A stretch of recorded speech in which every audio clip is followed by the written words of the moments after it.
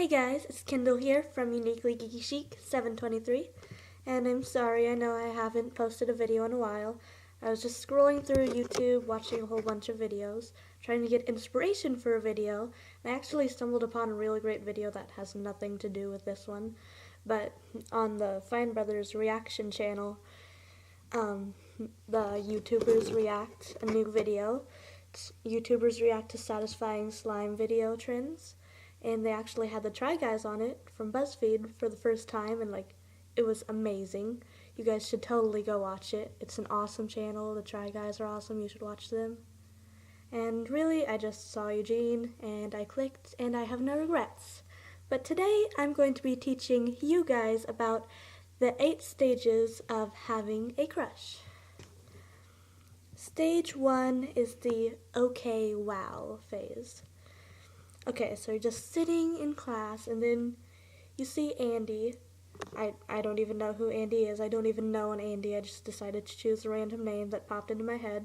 So you see Andy, and then you're just like, oh, hey, Andy. And then you're just like, wait a second. And you have to do a total double take because Andy's just looking fine today. And so you're just like, wait, you're Andy, right? And then Andy's just like, yeah, I'm Andy. Why? And then you're just like, oh my gosh. These feelings hit you like a bright red double-decker bus. And Andy goes from oh to whoa in 0.3 seconds. So if your friend is in the room, you give your friend the look. You know the look like, oh my gosh, they are so hot look. The look that Hermione and Ginny exchanged in Goblet of Fire when they first saw Cedric. Yeah, that look. So you go home, you find that person's Instagram, and you try to work up the courage to send a follow request, but okay, let's just be honest, you don't. So you keep scrolling through Instagram the rest of the night and come back to their Instagram like 10 more times and still never send a follow request.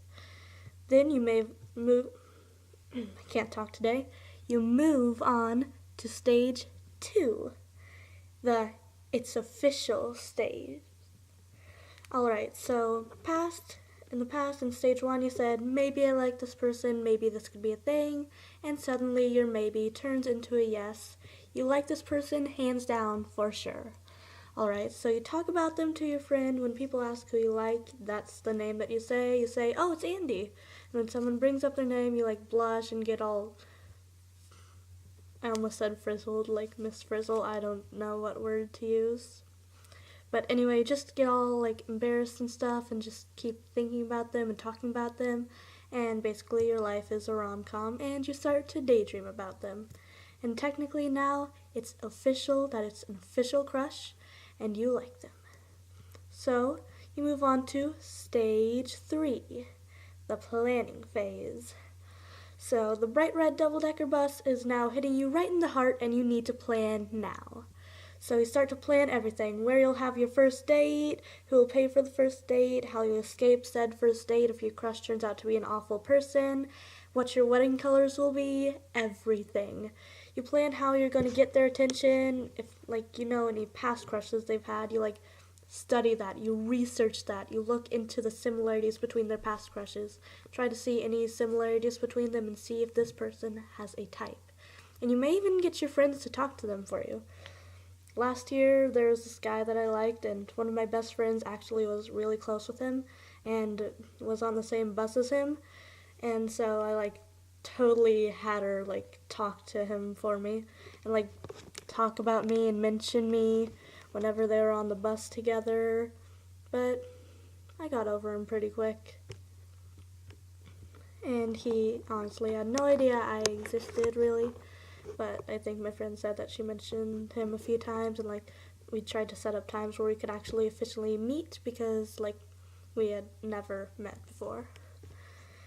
So you might be in a similar situation, who knows? So stage 4 is the hot and cold phase. And one time in 6th grade, one of my friends said, they're called crushes because they crush you inside, and I feel like that was very accurate.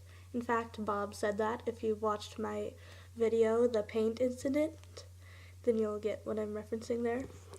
So you'll go back and forth back and forth between yes, they totally like me back, and no, oh my gosh, they don't like me at all. They think I'm a freak, and it's going to be really confusing.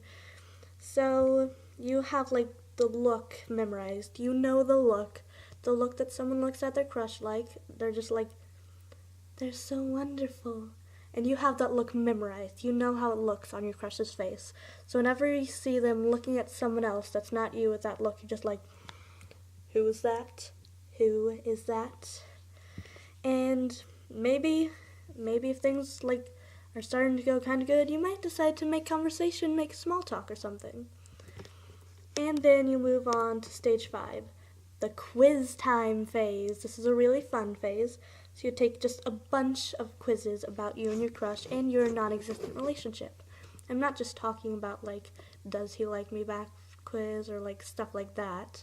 I mean, that could be some of them, but like fun quizzes too. Like you're on BuzzFeed 24/7, taking all these crazy quizzes like, what Disney couple are you and your crush? Choose a cake and we'll guess what you like about your crush. What Girl Scout cookie is your relationship most like? And which celebrity would be your third wheel? Who knows? You're just taking these quizzes and daydreaming intensely.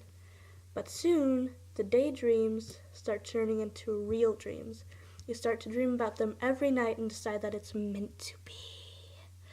And like in a lot of my dreams when I have a crush, it's not only romantic stuff. I mean, there's a lot of romantic gestures in it, but it's not just centered around our romance because I a lot of times have really weird dreams.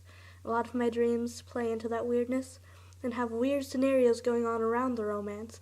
So you might be kissing him for a second and then he's kissing a llama and you're on Mars and you don't have noses.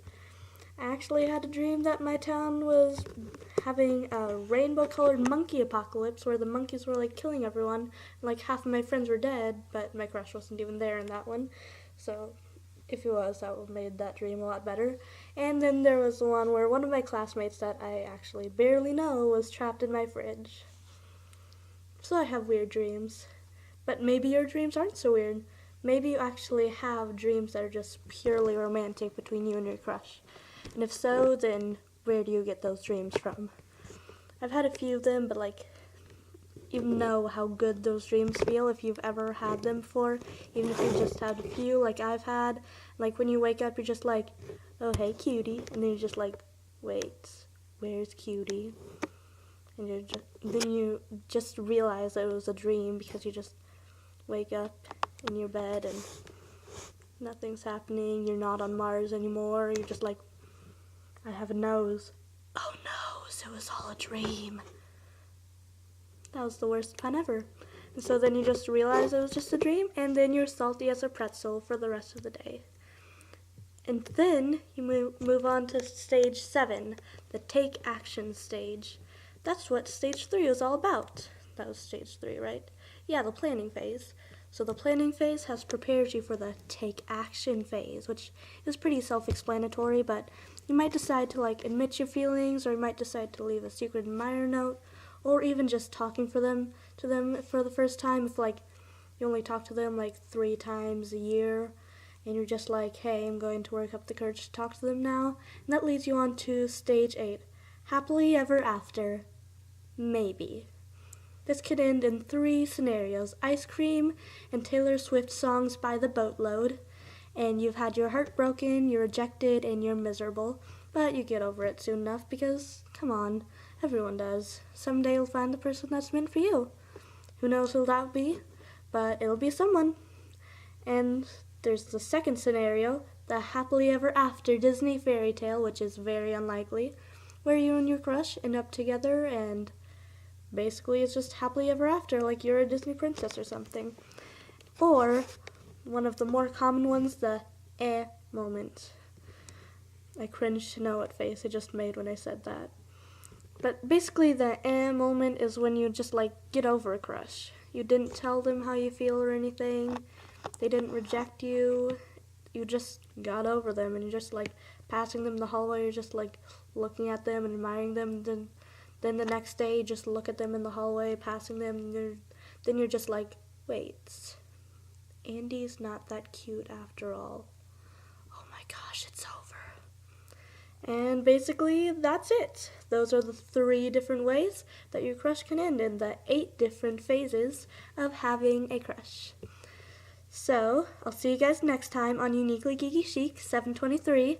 Like, comment, and subscribe down below. And if this gets to 50 likes, I'll tell you guys which stage I'm in right now with my crush. And thanks for watching. Bye, guys!